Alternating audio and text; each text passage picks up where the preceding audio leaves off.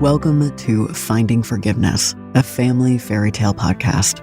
Join host Susan Gibson as she summons the courage to ask the hard questions, probes deep, dark secrets, and attempts to fill in the gaps while exploring the relationship between her and her mother. Discover the magic of self-discovery, relationship exploration, and the profound journey of forgiveness. Now, your host, Susan Gibson.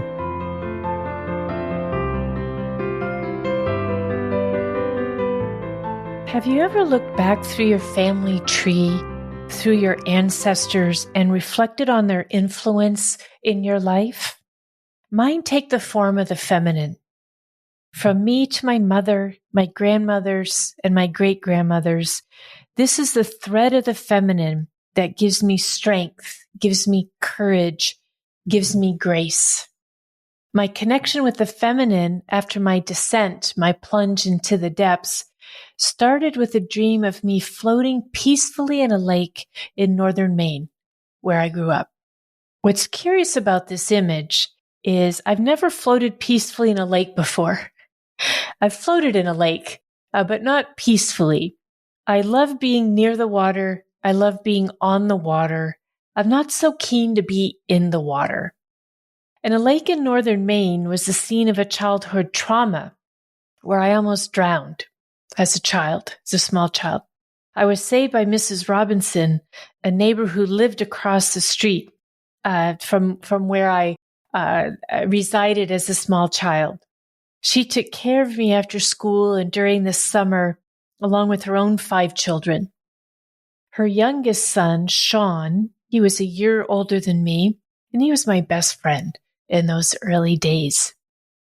What I've learned through my therapy with the Jungian psychoanalyst is that water in dreams represents transformation. I was definitely entering into a period of transformation following my descent, my plunge into the depths, a period of transformation once again. I also believe that the feeling of water around your body, that immersion in water that I experienced in my dream, was me reclaiming my physical form, my feminine form. When you make that descent, that plunge into the depths, it just strips you bare. It strips everything that you know about yourself away from you. There's a lot written about this, and you emerge like a bag of bones. And you need to rebuild yourself. You need to reclaim your physical form. So I do believe that immersion in water that I experienced in this dream of me floating peacefully in this large lake in northern Maine with the green lawn all the way to the shore of the lake and the cabin at the top of that long green lawn, memories of my childhood for sure. But I do believe that feeling of water all around me, except for my face, which was above water. Everything else in my body was immersed in the water. That allowed me to feel my physical form in its entirety, my feminine form in its entirety. I had been in this process of reclamation for several years at this point, as well as the depths. That the descent into the depths as well as the transformation, those two truths that coexist with one another. And so I had been in this process for several years, being conscious of my physical needs, nutrition, exercise, sleep, touch, healing, dying as experienced through the death of my mother. These are all reminders of the sanctity of the feminine, the sacredness of the feminine that unites all of us. Learning how to be instead of always doing, giving time and space for this reclamation to happen is essential and hard, especially if you've been rewarded for doing. And we live in a culture of doing. We are rewarded for doing. Hard work is an ethic in our modern culture, and being isn't so much rewarded. We certainly don't necessarily get extrinsic rewards for being. But it is so critical to the healing and the integration of self to understand how to just be with yourself, how to just be in the world, not always doing. Right? Allowing your mind that time and space for reflection, yes, for meditation, yes, but also for daydreaming and fantasizing. And, those are necessary parts of being a human being that are frequently overlooked because of the necessity to do all the time. But, having creating kind of that practice of being, and it does take practice to do this, it's vital in order to be in sync with the universe, to be in sync with the natural world around us, which is something that I wanted and needed.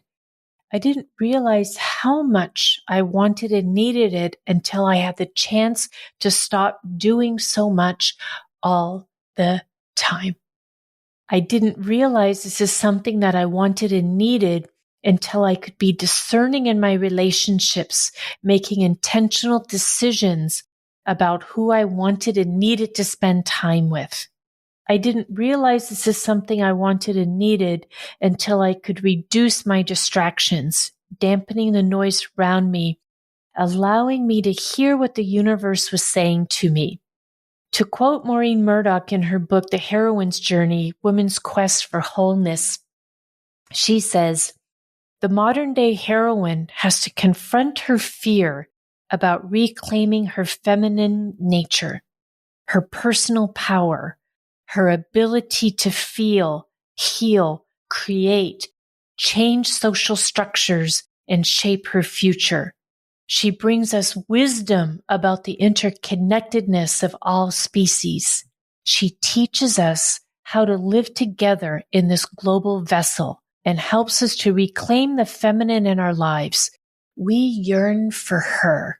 We yearn for that feminine. And this is whether you're male or female. This is not gender related.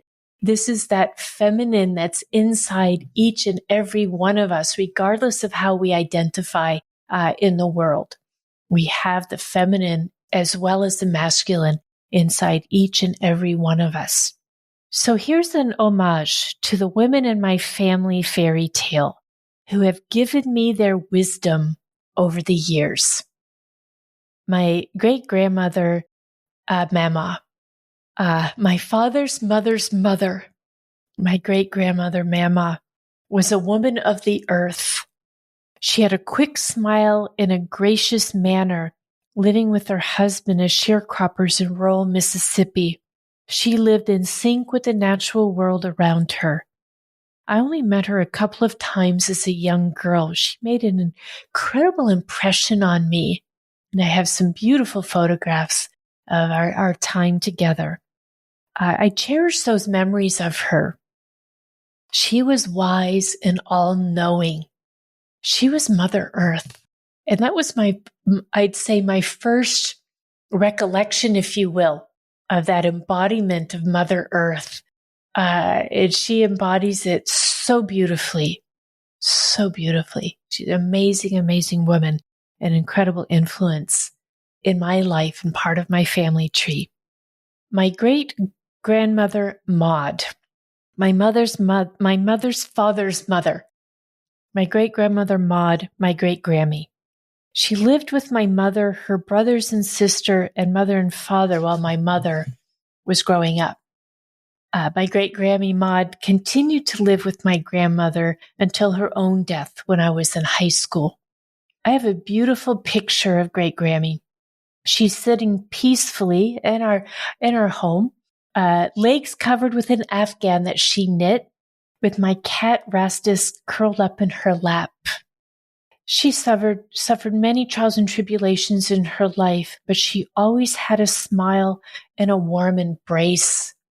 And she was such an influence in that she was part of a multi-generational household, absolutely. But what she represented to me was that there's a thread of women in my life. And I had that realization with her at a fairly young age, I would say. And it was because I was living in such close proximity to her. I spent, as a young family, we spent every Sunday at my grandmother's house, which meant my great-grandmother was there as well, my great-grammy.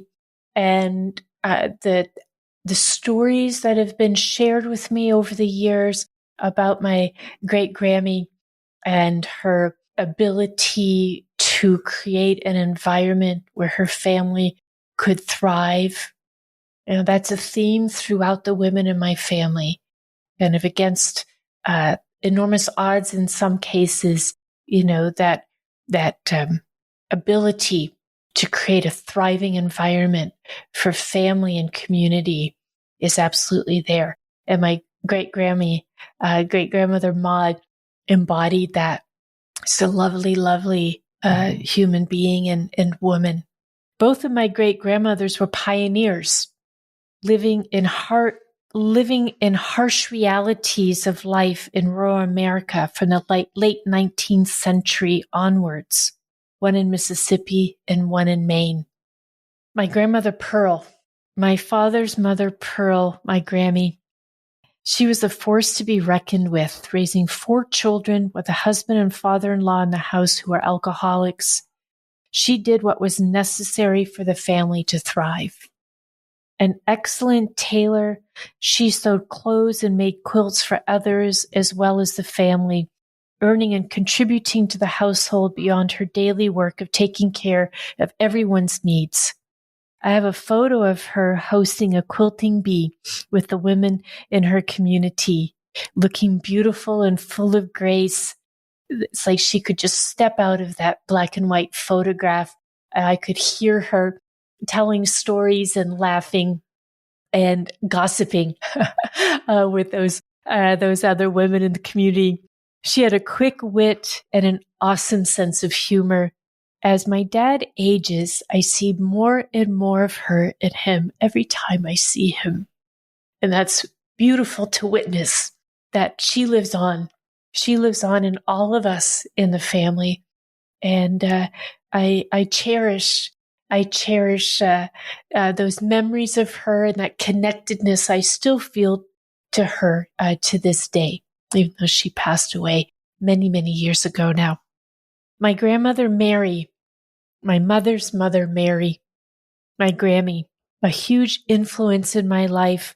She was an educator in her own way, a healer, a mother, wife, sister, and breadwinner. She taught me my first words. She taught me about the local flora and fauna. She loaned me her car to get my driver's license in high school, helping me practice my driving skills in the dooryard and down country roads. She was instrumental in my connecting with my mother after our 6-year estrangement. While she could be fierce in her beliefs, she was never judgmental towards me, always embracing me in her unconditional love. She is with me every day, and she appears to me from time to time, especially when I need her most, as an owl. And which is wise, wisdom, incredible wisdom that she's passed on through our family, and not just with me, but when I get together with my other cousins, and we talk about her, just incredible influence in our family fairy tale. Both of my grandmothers, again, one in Mississippi and one in Maine, had to buck societal norms in order to provide for their families. They both built communities of women in their own way, recognizing their own power and the power of the women to build a world that allows their families to thrive, a world that has its own trials and tribulations, a world that had unexpected turns and twists. It's not a fairy tale. unless you, that was not a Walt Disney fairy tale. It was more Grimm Brothers fairy tale version of their lives. And that's what real life is. It has those trials and tribulations. What we've got to look at is what's that strength? What's the community that we're building around us that gives us that strength, that gives us that energy? Then there's my mother, Alice. I've shared a lot of our trials and tribulations, as well as hers growing up and, becoming a young mother and, divorcing, leaving her home in northern Maine for a rural community in West Virginia with a new husband, leaving that under desperate circumstances of which I'll never know all that she endured in those years in West Virginia. But when I think of my mother, I think of many, many traits. She was determined. She was courageous. She was engaged, resilient. She was a breadwinner. She had her own community of women, and she was in sync with her own natural world through cats. Even though she was a city dweller and didn't necessarily enjoy being in nature, she grew up in a very natural world in rural northern Maine around animals and plants and agriculture and woodsmen and farming and all of those things. I mean, she was a city lover. However, even in her corner of the city of Miami, she was engaged in the natural world through cats, and her love of animals is something she instilled in me as a small child growing up. But she was fierce in her determination to take care of a few feral cats over many, many years. They came and went as feral cats do, but she did her best to take very good care of them. Vet care, feed, water, a little bit of love, whatever they would accept from her, as well as, adopting a couple that she brought inside and became inside cats. So she had her outside cats and her inside cats over those years up until, her dying day.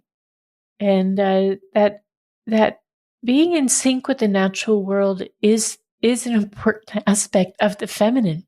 We need to feel that connection to the natural world around us, whatever form that takes for us. She had an incredible sense of humor, and she also loved to gossip and loved to tell stories and laugh. And she had an infectious laugh as well.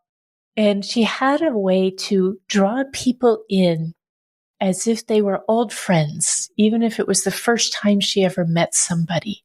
What I realized about this community of women, especially, there's a theme of that through my ancestors and through the women in my family fairy tale about building these communities of women. And where my mother lived in this corner of Miami called Coral Gables, it was connected with a church. I've spoken about this before. And most of the residents in this apartment complex, very small complex, but associated with the church, were women.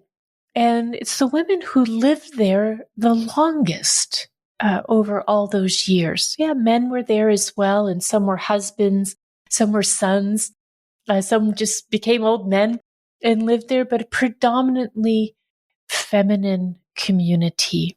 And she established deep, deep friendships, loving, caring friendships with these women. They looked out for each other. They dropped in on each other. They cleaned each other's houses when that was needed. They washed each other's clothes when that was needed. They cleaned out each other's extra belongings when that was needed. But most importantly, they gave each other such love and support and emotional care and healing that was so needed.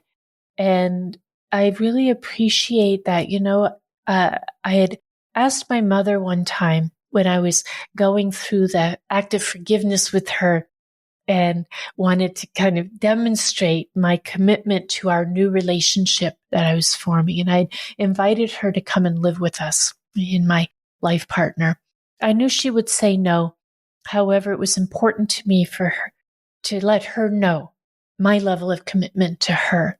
And what I realized is I started really observing her with my newfound sight of her through this act of forgiveness, was that she was in a community that had become her world. And that was important for her and her well-being. And I never would have taken her out of that world without her permission. Absolutely no way. When I think about her in terms of courage and determination, and she built a life for herself on her own terms.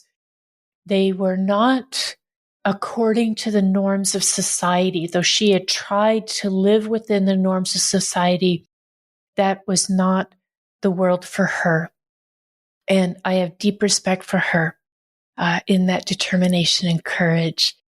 She built a professional identity for herself as an accountant, and she built a personal identity for herself as an independent woman. Took her a while to get there. The independence was always there, but what she realized after many, many years that she loved living on her own as an independent woman. And I have enormous respect for her to do that. And I have courage and determination as well in a strive for my own form of independence as well. Deeply engaged with other people, engaged in local politics. And, she had that ability, like I say, to pull people in, whether they were old friends or new acquaintances. She made everybody feel like they were in her circle, that she had that high level of engagement with everybody that she came into contact with. And then resilience. She had her own sufferings and trials and tribulations, and certainly in the last significant part of her life, 35 years living with rheumatoid arthritis, her resilience, her ability to bounce back every single time kept her going, kept her energy up, kept her optimism high, and just an enormous, again, respect, admiration, and it was such appreciation for my mother and the influence that she's had on me in my life. All of these women share similar traits. All of these women were connected to the natural world around them. All of these women faced their own challenges with grace. All of these women had a fabulous sense of humor. All of these women believed in the community of women. I feel deeply connected to each one of them. In closing, I'd like to share this poem by Nancy Redmond. It's an untitled poem. Oh, great-grandmother, I have been a father's daughter. At last, I am my mother's daughter. Oh, mother, forgive me, for I knew not what I did. Oh, mother, forgive me, even as I forgive you. Oh, grandmother, oh, great-grandmother, we are coming home. We are woman. We are coming home. What does your homage look and sound like in your family fairy tale? I'd love to hear from you. You can email me at hellosusan@findingforgivenesspodcasts.com. Thank you for being with me today and listening to my podcast, Finding Forgiveness, a Family Fairy Tale. I welcome your comments. A big thank you to the team at Produce Your Podcast for helping me share my family fairy tale. Until next time, I'm Susan Gibson, signing off with gratitude and appreciation. Thank you for listening to Finding Forgiveness, a family fairy tale podcast. To continue the conversation, visit findingforgivenesspodcast.com and send an email to hellosusan@findingforgivenesspodcast.com to share your story. Until we meet again.